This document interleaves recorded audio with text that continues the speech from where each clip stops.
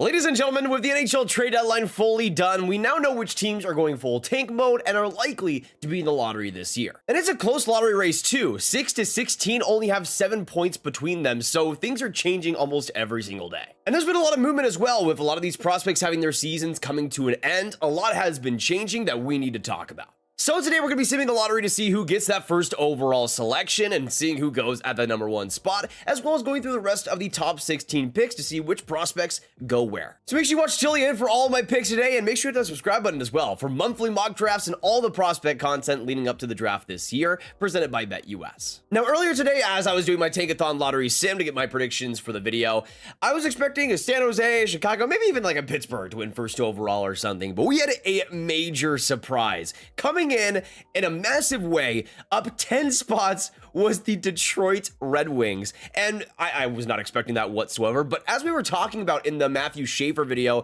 and the fits there, this opens up a interesting discussion. Now, what's interesting here is that San Jose drops 2 spots, so Chicago keeps their pick, so technically, I guess they were one of the winning lottery balls. You have San Jose dropping 2 spots, and then Buffalo, Nashville, Seattle, Pittsburgh, Philly, Anaheim, the Islanders, and Boston dropping down 1. So without further ado, let's get into the predictions because this sets up some interesting scenarios. First up, let's talk about that first overall pick and the Detroit Red Wings. And in that Schaefer video, I talked about how it could be a pretty interesting fit, but I felt like with Axel Sandin-Pellikka there, he wouldn't be a necessity necessarily. He'd be a great addition, of course, and I think would complete that defense. But if they were to go in a different direction, I wouldn't be all that surprised. To me, though, the only other realistic option that I could really see Detroit going after is Michael Misa, who has just been such a dominant player in the OHL this year, continues to torch the league, still on pace for 135 points, which is just ridiculous. The fact that he's even close to a goal per game as well is just silly, especially for a draft eligible. He, to me, is the only other option that I think Detroit ends up considering, and I think for them, getting a center like Misa will be pretty transformative. Somebody that I think could be an even better player than Dylan Larkin has been for them, putting Larkin in the second line center spot, potentially Casper in the third, and having it, I think, really well rounded out. So really, I don't think the Red Wings can go wrong with either of these 2 positions. I think they fill out both the forward core or the defense core. It's just what Detroit is really prioritizing in this draft class that will dictate what they do next. But as we look at the situation for Detroit, if they were to miss the playoffs, rise up to that first overall pick, I think a big reason is going to be the continual disappointment of a lot of the core of that defense. Now with players like Seider and Edvinsson, they'll be just fine, but with the players like Sherrod that are supposed to fill up those support roles, I think for them, they're going to really want to add especially a lefty in this draft class, and Matthew Schaefer does tick that box. To me, I think just narrowly, the more I think about it, the more I think the Red Wings will end up taking Schaefer number 1. In most cases, I think Schaefer does go in that first overall position, but it's interesting that even for a team like Detroit that I don't think necessarily needs him, I still think he ends up being their pick, especially when we look at the defense going forward. They have a lot of right-handed shot options, but on the left side, besides Edvinsson, you really just have Shai Buam, and I think he's a solid prospect, but not even close to the type of level that Matthew Schaefer is able to play at. And like I talked about in that video, I think a big reason why he would be such a great fit is he would complete that top 4 so perfectly, where you could have a Schaefer Seider top pair, and Edvinsson Axel Sandin-Pellikka second pair. To me, it would be basically perfect. The only thing that holds us back is that Matthew Schaefer is not playing in the Swedish Hockey League. Otherwise, I think he'd be a guaranteed selection. But now that leads us on to the Chicago Blackhawks. And I think in this second overall position, they could go in a lot of different directions. I think that Martone is still in play. But to me, we've talked about this fit a few months back and just how I think revolutionary it would be for that Chicago forward group. And to me, at second overall, I see the Chicago Blackhawks selecting Michael Misa. Even though the Red Wings got close, I think the Blackhawks are going to pick up the scraps here, and they're pretty great scraps. In Michael Misa's case, I think he is the perfect forward for what Chicago needs going forward. You have the Bedards there, the Nazers, the guys that will really be electrifying in their offensive play, and Michael Misa is absolutely still that type of player. You see 124 points this year. He's been dynamic in so many different ways, really rising that offense in key categories. But I think the big thing that Misa is so special at is the way he's able to lift up his teammates, the way he's able to drive a line in all 3 zones, the way he's able to get amazing defensive impacts and be able to be so smart in every situation. That's something that I think in a prospect, Chicago's a little bit lacking of with the forward group coming up. They have some really great skill-based forwards, but in Misa's case, even though the skill is there, he has so much to back it up with the smarts he provides and just how much he's able to get the most out of his teammates. And that attribute as well, I think is going to be the most important part. Chicago, as we've seen, has a lot of skill, a lot of interesting talent, but having it come all together, having it gel, I think is going to be such an important part of this rebuild coming up. But a player like Michael Misa, who's able to get the most out of his forwards consistently, I think is somebody that will be instrumental to Chicago's success. And that type of gel, that a type of almost immediate chemistry that he's able to form with everybody he plays with, I think is going to be something that Chicago really values. Now, moving on to third overall and the San Jose Sharks. As much as I would like to have Victor Eklund in this spot, I personally love him. The brother duo will be awesome there.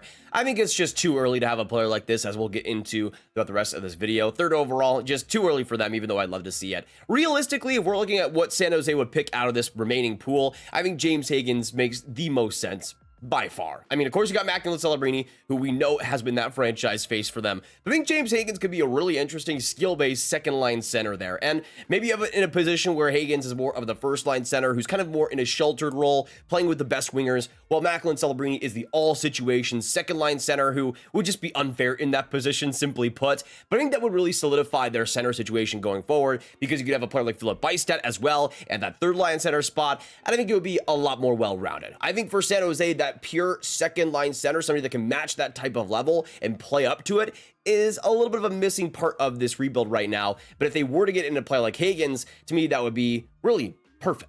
And as we talked about in the Schaefer video, with Will Smith likely projecting more as a winger, which I do think fits his style a lot better, you have that second line center spot opened up. And I think a big mistake San Jose could make is leaving that position wide open and having Celebrini play all these minutes and likely getting tired because of it. And a player like Hagens, though, that's a special player to have as a second line center. And I think for San Jose, could be really awesome to see, especially with the wing options they have coming up. That would really complete their top 6. Now, before we get into the rest of the top 16, let's first talk about today's sponsor in BetUS. If you're making picks throughout this hockey season, BetUS is the place to do so. You have daily NHL games as well as the Stanley Cup odds, and with the Stars at the top spot, there's still a plus 600. So if you were to put $20 down, you'd win 120 by the end of things. And you know what? We're gonna ride them, especially with Mikko Rantanen in trade. I am full in, even though I predicted them to lose to the Tampa Bay Lightning in the Stanley Cup final. We don't talk about that, by the way. We don't talk about that. Full Stars all the way. If you want to make your own picks though in the Stanley Cup or any other award, any other game, just use code YouTube150 and you'll get an 150% sign-up bonus on your first deposit and 125% sign-up bonus on your next 2 deposits after that. Now let's move on to the 4th overall position, and I think this is another pretty easy one for their team to make, and I got Porter Martone landing to the Buffalo Sabres. Now the thing for me with Buffalo especially is I think with this offseason, I want them to be aggressive. I want them to go after bigger, stronger players. Porter Martone, if you're going for a draft eligible, is about as good as you can get for Buffalo especially. He's something that will bring so much with the intensity to the game, and even though I have some questions over the skating level, and that's something that has kind of made him drop in my rankings at least, he's still an excellent player, especially in one-on-one situations. He can just deke you out in any situation. You look at him in 51 games this year, 30 goals, 89 points. He's going to be a solid player. I think a really interesting and consistent top 6 piece for the Sabres, especially with a player as well like Jack Quinn disappointing on that right side. I think that opens up a spot for Martone to really come in and dominate. Now, moving on to 5th overall, the Nashville Predators, I thought it was important to talk about just how much they've drafted over the past few years and what they have drafted over the past few seasons. A lot of it has been wingers, players like Teddy Stiga, Matthew Wood, Joakim Kimmel, just to name a few. Really, the only big center they've drafted as of recent has been Fyodor Svechkov, who I think is solid, but will mostly round out as a solid third-line C. I look at that Preds roster, and even though I could see them drafting a defenseman as well, which I do think is still a need, if it's not a player like Matthew Schaefer, I'm not sure they're guaranteed to do that. In the end, though, with how well this player has been playing as of late and how much Nashville has also gone for Swedes as well in the past, I think their pick is going to end up being Anton Frindell, who is somebody that a few months ago I probably would have had more in the 10 to 16 range, but man, he has really caught on fire, still at 17 years old in the Allsvenskan. You can see his totals now in 29 games, 11 goals, 14 assists, 25 points. Him and, of course, well, as we'll talk about, Victor Eklund have really become the 2 best Djurgården players there and have been really leading by example. In Frindell's case, though, the health has been getting a lot better, and you can see the strength coming back to him as well, the consistency in his game, how mature his decision-making is, and how good that shot can be as well. Especially in the power play, it is lights out. I think that's going to be the main offensive attribute going forward that can put him potentially in a top 6 spot. I don't think he has first-line center potential, but I think he'll be an excellent middle 6C. Now we go on to number 6 and the Seattle Kraken, and to me this is going to be, another pretty boring pick because we've talked about this pick and this fit for a couple of mock drafts now. But at number 6, I have the Kraken going after Rade Murka. And before, when I was making my picks for this top 16, I was like, okay, I need to be different. I need to do something else, but I couldn't find a better fit than Radi Murka if my life depended on it. To me, it's just so perfect for what the Kraken need. I think they need a mobile, physical defenseman on that right side coming up. Murka checks those boxes so well. He's been rising for me as somebody that I've watched a lot more in the WHL now, and I've really come to appreciate his game. There is some rawness there, I will say, and I don't think in terms of the brain, he's very offensive oriented. But I think for Seattle, of all the defensive prospects that they've drafted that are really true, just puck movers and pace pushers, Murka is somebody that's going to be able to settle the game down in the right way, and also skate himself out of situations that create pressure. And I think for Seattle, especially a team that has really prioritized a lot of skating in their draft picks, Murka is somebody I think they will really love. But now we go back to the picks that start to get real interesting here, because at number 7, we have a team that dropped in the draft in the Pittsburgh Penguins, who I think really could have used some lottery luck in this draft class, even though a lot of people would groan from seeing that. At 7th overall, though, they still have a plethora of options that I think will be interesting to them, but I think right at the very top, they'd be most interested in Caleb Denoye. And this makes sense. I think they have a pretty big center hole in their system, at least for guys that can project into at least the middle 6. Denoye, I think, does that. And even though I'm not the biggest fan of him personally, I see him more as this great third-line center of the future. I think he's somebody that if you can see him more as a second-line guy, if you see more of the offense popping, if you see more pace in his game coming in, then I could see why. To me, though, the pace is the big issue, but I think for Pittsburgh, they look at the smarts that he plays with, how well he's able to connect with his teammates, and that is a pretty great attribute. You look at his statistics so far in the QMJHL, 80 points in 54 games, 34 goals there. He's been a great play finisher, a great play connector, and I think for him, he's going to really be able to get the most out of his line mates and really drive play there. We'll see how much he's able to rise throughout the lineup, but for Pittsburgh, they do get the center prospect that they want. Now, you'll notice a theme throughout this video that I think a lot of the center prospects in this class are really playing well at the end of this season, and I think it's going to provide a lot of, maybe not reaches, but a lot of positions where teams take centers that you might not be expecting. Now, we've talked about Philly, and we talked about potentially Eklund as a fit to them in the past, and I still think that'd be a lot of fun to see, but I do think they more likely lean towards a center in this draft class, and at 8th overall, I think they're going to end up selecting Jake O'Brien, one player that has really been torching the OHL as of late. Still at 17 years old, 6'2", 170 pounds. The skill set is evident, and you can see in 62 games of Brantford, 32 goals, 93 points, leading that team in a major way, and really calculated decision-making. The offense has been taking leaps and bounds throughout the year, really been improving, and the confidence there has been improving as well. In O'Brien's case, I think he's somebody that could potentially even make his way into the top 7, the top 6 if teams get wild. I think he's especially somebody that is going to be a lot higher up in the draft than people expect. For Philly, though, when you have a player like Jet Luchenko, who's a lot more smarts-driven, O'Brien is a lot more driven by his skill set and his one-on-one ability, so that's somebody I think that the Flyers could really use as more of a contrast to the Luchenko that they already have coming up. In terms of your top 2 centers going forward, Luchenko especially, I'm a big fan of, and O'Brien is a nice add.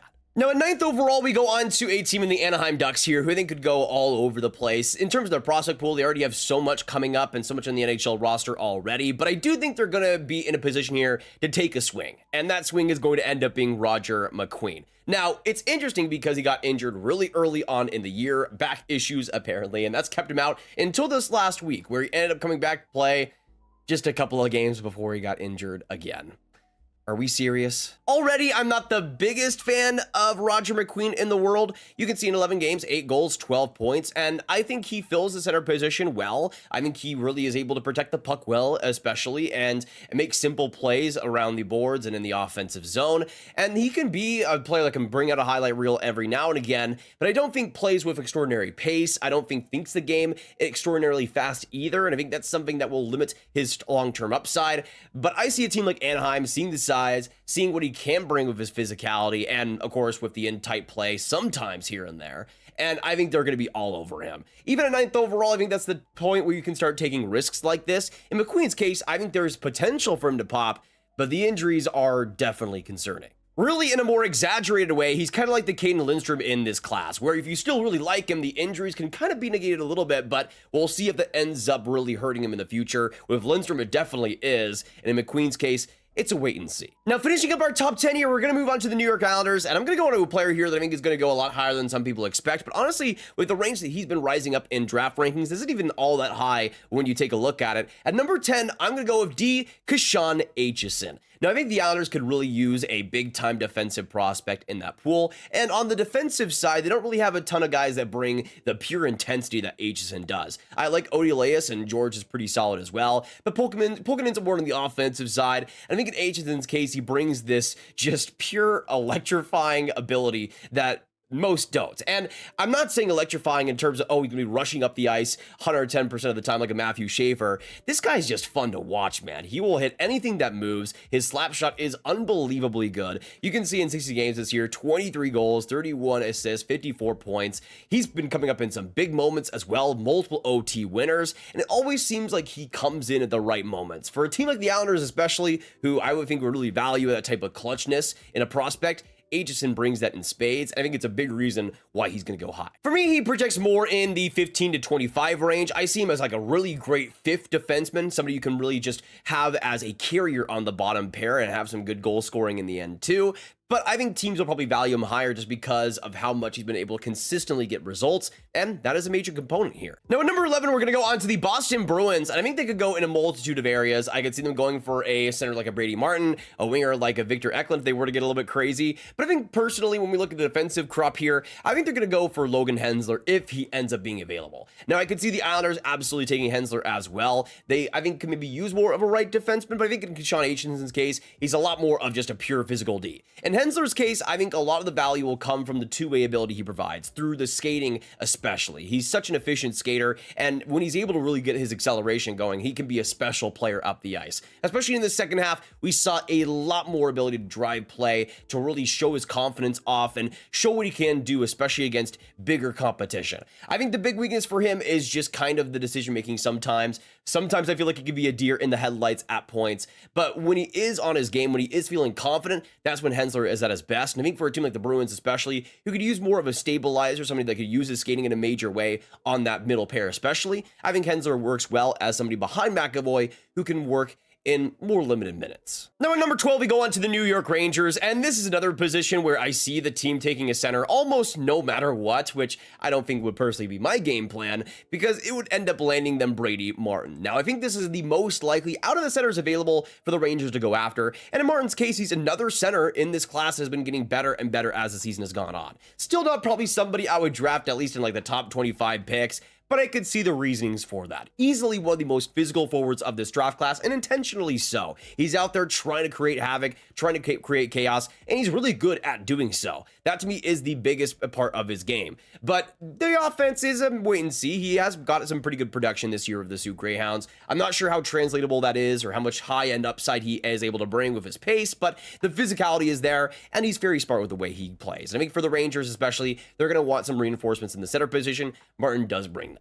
Number 13, we go on to the Utah Hockey Club, and this is another team that I could see going in multitude of different directions. I think if they were a little bit higher and had the potential of a player like a Desnoyers or an O'Brien, they can maybe go for a center in that spot, but I think most likely you can go for a D, and I think Blake Fiddler just makes so much sense there. I mean, you've already gotten Maverick Lamoureux as well as a bigger defensive player, and on the left side, Dmitry Simashev as well, but I think Blake Fiddler is really interesting in the way he plays. He's very physical as well, of course, but I think he is just really smart defensively. That's the main thing to me. With the skating ability he also possesses, he's something that I think is just a great shutdown of play. He's able to use his stick well and effectively. He's not able to overreach or overreact. He's somebody that's always making the smart plays, the safe decisions, and is somebody that I think will be just a solid bottom pair / potentially number 4 in the NHL. Nothing excellent, nothing that's going to blow you away, but you want these type of players on your Stanley Cup winning team. Fiddler is going to play a role and play a pretty solid one. Now, number 14, dropping all the way down here with the prioritization of defense of centers in this class that I think is going to end up happening. It's going to let a player like Victor Eklund drop all the way to 14 to the St. Louis Blues. Now, the Blues, especially recently, haven't really had much of a problem drafting Swedes. Players like Otto Stenberg, of course, Theo Lindstein. I think Eklund's going to be a big Swede to bring into the system. I mean, for the Blues, I think this is a situation where they don't need a left wing necessarily, but I think it's just going to be best player available for them, and they're just going to be like, hey, we have the chance at Eklund, we might as well take this guy. And in a lot of cases, I think he'd be a home run at 14th overall. You look at what his whole body of work in the Allsvenskan this year, just incredibly consistent throughout this year. 19 goals, 31 points in 42 games, was great at the World Juniors as well for Sweden. The intensity on the boards, his work ethic is incredible. The way he's able to just drive the net, get there effectively with his limited size, but he's able to just sneak behind the play. create some shifty opportunities, and is somebody that I think, especially as just banging crash for checking winger. Yes, I do think the size is maybe something that dampers him a little bit, and it might be a reason why he ends up falling in this draft. But I don't think it should, because the way he plays is so smart, and I think that's a big reason why he has had so much success. Next up, we move on to the Montreal Canadiens at 15th overall, and this was probably the position that I debated the most, because throughout this year, you guys have probably known that I've been seeing them more as a left wing type of option. A player like Malcolm Spence, a Lyndon Lakovic, I think made a lot of sense. But you look at the center situation now with Montreal, with Kirby Dach, and him likely not being a full-time second-line center option going forward with the health issues he has had. I think for Montreal, either they're going to want to draft somebody that can play that position or trade for somebody. And I could see them doing both of those things. But the only player that I see Montreal realistically drafting that also has that type of potential, if it all works out, is Ivan Ryabkin. Now, personally for me, Colin Potter would be the pick here, but I just feel like for Montreal, with how much they've drafted smaller forwards, I just don't think that's going to end up being the selection. It was one of the main reasons why I saw them going after a player like Lyndon Lakovic before, but Ryabkin isn't huge, but he's big enough and is extremely physical. You look at the USHL this year, 9 goals, 7 assists, 16 points. He is a rambunctious, he makes stupid decisions here and then, but he can be dynamite sometimes, and especially that goal scoring, especially in the power play, he can be absolutely lethal. He is somebody that I'm not personally high on. I'm not personally high on him actually reaching that potential, but I still think it is there. And I think he's been able to show some of that in the USHL. I think for Montreal, especially in this point of the rebuild, they're at a point where they can afford to take a big swing, and Ryabkin, I think, would definitely do that. Again, personally for me, Colin Potter is the guy. He has been awesome for Arizona State and has been playing center this whole year. I don't know why he's still listed as a winger, but I think Ryabkin is just more realistic at this spot as well. And I think for Montreal, of course, with the Ivan Demidov Russian connection there, that could be especially a lot of fun. But now we go into the last pick of the draft, and interestingly so, I think we're going to be leaving a couple of WHLers off, especially again when we talk about the center position being prioritized in this top 16. I think it's going to continue to be, because at number 16 is the Vancouver Canucks, and I think that is probably the biggest weakness in their prospect pool, which will lead them to select Brandon Coots out of the Seattle Thunderbirds, who I think is just going to be a really efficient middle six center of the future, somebody that has some great handles, especially on the rush, is already a captain for Seattle this year in the WHL, 23 goals, 58 points in 56 games, just an all-around great centerman. Not somebody that I think is going to blow you away or anything, but as a third line center option especially, I think will do a lot of great things in the NHL. I think for Vancouver, with the center hole they have coming up, Brandon Coots does fill that well. And man, I'll say 3 WHLers in Bear, Lakovic, and Jackson Smith, all 3 going outside the top 16. Bear makes the most sense considering the harsh injury he just had. I think it was to his Achilles, which I think is a really hard injury to come back from, especially in Bear's case, where a lot of the skill that he has is through his intensity, which will definitely be hurt from that. But players like Lakovic and Jackson Smith especially, there were so many teams where I'm like, oh, maybe they could go for them, but I think a lot of the teams that like a player like Smith would likely want to go for a center instead. Teams like the Philadelphia Flyers, for example, I think would prioritize more of a center position there. So it was just how the cookie crumbled. But I think it just shows the depth of this draft class. Sure, I think it's not the greatest in the world after the top 4, but I still think there's a lot of options here that could end up slipping in this draft class, and this mock draft is a great example of that. But I want to know in the comments down below what you guys thought of my top 16. What did you agree? What did you disagree with? And let me know your picks in the chat, in the comments down below as well, and what you think your team could end up going for in this draft class. A lot of players that were really surprising to me, but honestly, with the way this draft class is really just trending, with the center position becoming more and more dominant, this is how I see it if it were to happen today. So hopefully you guys did enjoy. And if you did, hit that like button, hit that subscribe button, and that notification bell, and share the video with all the hockey fans you guys know online, and click on this card as well for all my hockey prospect stock right in one playlist. And make sure you sign up about US today using code YouTube150. I will see you guys in the next one, though. Thank you so much for watching right to the very end, and goodbye.